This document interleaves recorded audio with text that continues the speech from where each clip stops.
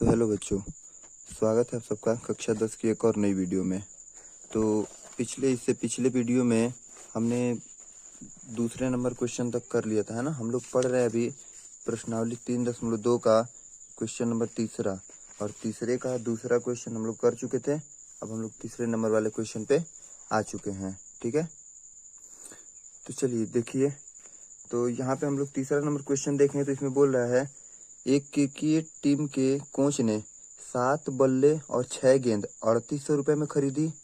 बाद में उसने 3 बल्ले और 5 गेंद 1750 रुपये में खरीदी। प्रत्येक बल्ले और प्रत्येक गेंद का मूल्य ज्ञात करना है हमको। तो चलिए देखिए, हमें प्रत्येक बल्ले और प्रत्येक गेंद का मूल्य ज्ञात करना है। तो हम लोग लेके चलेंगे, क्या मानेंगे यहाँ पे कि तीसरा नंबर क्वेश्चन है, माना प्रत्येक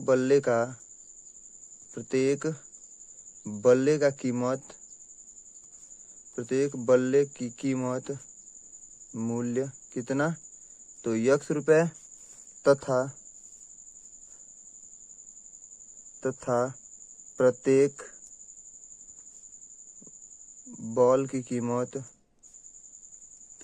बॉल का मूल्य जो है, कीमत है, वो मान लिया हम y, ठीक है। तो प्रत्येक बल्ले की कीमत x मान लिया गया, प्रत्येक बॉल की कीमत यानी गेंद का कीमत y मान लिया गया। अब प्रथम शर्त के अनुसार, पहला शर्त अनुसार ध्यान से देखिएगा, बैट कितना खरीदा है, तो बोला गया है ना यहाँ पे, पहला शर्त के अनुसार बोला गया कि 7 बल्ले, यानी कि बल्ला कितना, तो 7 और 6 गेंदे, और इनका जो टोटल अमाउंट है वो कितना हो जा रहा है, तो 3800 रुपया हो जा रहा है। ये हमारा पहला समीकरण बन जाएगा। इसी प्रकार से दूसरा शर्त के अनुसार, अब हम लोग दूसरा शर्तानुसार लगाएंगे। तो दूसरा शर्तानुसार बोला है 3 बल्ला, तो हो जाएगा हमारा 3x और प्लस 5 गेंदे, तो 5y कितने रुपए में, तो 1750 रुपया का है। ये हमारा समीकरण नंबर 2 हो जाएगा। यहाँ तक ठीक है। अब आगे सुनिएगा। अब इसके बाद हम लोग क्या करेंगे, तो अब इस दोनों समीकरणों को सॉल्व करेंगे।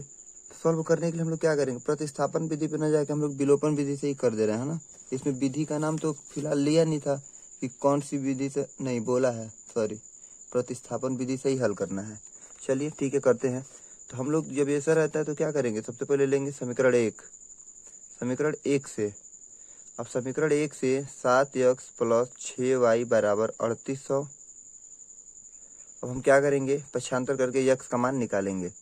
तो 7x बराबर 3800 माइनस 6y, फिर ये 7 को इधर भेजेंगे तो x बराबर 3800 माइनस का 6y और बटा में हो जाएगा 7। इसको मान लेंगे समीकरण नंबर 3, ठीक है।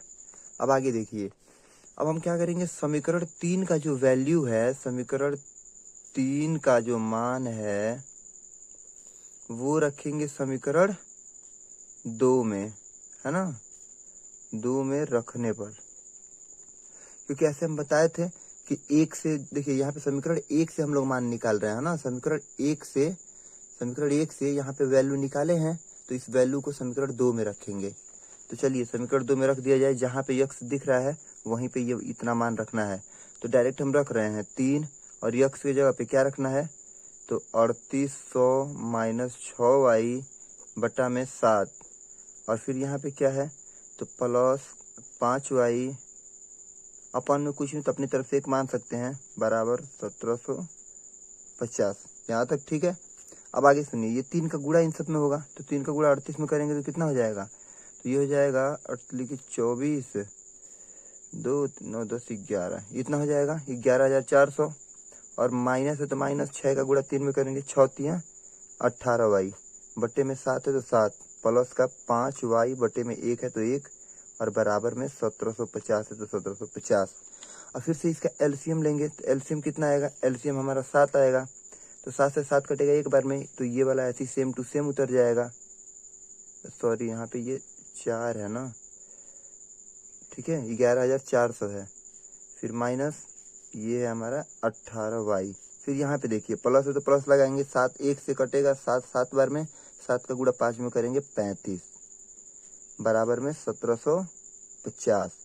अब आगे सुनिए, इसके अपन में कुछ नहीं तो एक मान लो तिरछा तिरछी गुणा कर देंगे तो यहाँ पे हो जाएगा हमारा 11,400 और ये 35y में से 18y घटाओगे तो कितना बचेगा, 17 बचेगा। तो प्लस का 17y और बराबर में 7 का गुणा इसमें करेंगे 1750 में कितना हो जाएगा, 7 5 35 का 5 हासिल 3 49 51 52 का 2 हासिल 5 7 और 5 12 है ना, इतना हो जाएगा हमारा। आगे देखिए अब इसके बाद ये 11,400 जो है उसको इधर लाएंगे तो इधर बचेगा खाली 17y और बराबर में हो जाएगा ये 12,250 और माइनस 11,400। अब 12,250 में से 11,400 घटाएंगे, इधर रहेगा हमारा 17y बराबर घटाया जाए तो ये 0 5 और 12 में 4 जाएगा तो 8 और बाकी सब कट जाएंगे है ना। हाँ तो इतना हो जाएगा 850। अब ये 17 को इधर पक्षांतर करेंगे तो y बराबर हमारा हो जाएगा 850 बटा में 17। 17 से कितनी बार में कटेगा, 5 बार में कटेगा, यानी कि 50 हो जाएगा हमारा कुल मिला के। ठीक है, 17 5 85 होता है और 0 है तो 0 रख देंगे तो 50। y का मान कितना निकल गया हमारा, 50 निकल गया। अब यही y का वैल्यू, y का मान समीकरण 3 में रख देंगे। समीकरण 3 में रखने पर समीकरण 3 कहाँ पे है, तो समीकरण 3 यहाँ पे है। इस समीकरण 3 को यहाँ पे उतार लिया जाए तो दिया हुआ है x बराबर 3800 माइनस 6y अपॉन में 7। अब जहाँ पे y दिख रहा है वहाँ पे y का वैल्यू 50 रख देना है तो बस रखिए। तो 3800 माइनस 6 गुणे 50 अपॉन में 7।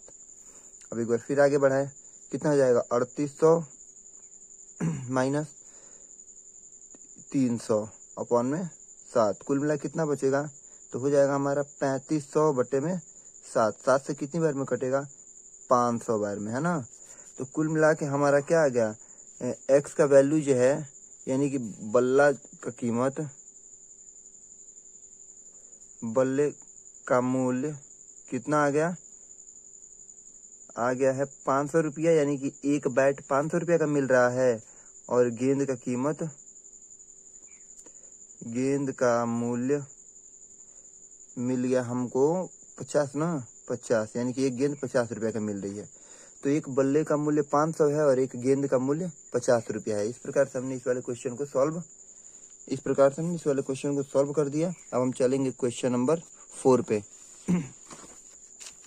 अब क्वेश्चन नंबर 4 में हमसे कह रहा है कि देखिएगा ध्यान से, एक नगर में टैक्सी के भाड़े में एक नियत भाड़े के अतिरिक्त चली गई दूरी पर भाड़ा सम्मिलित किया जाता है।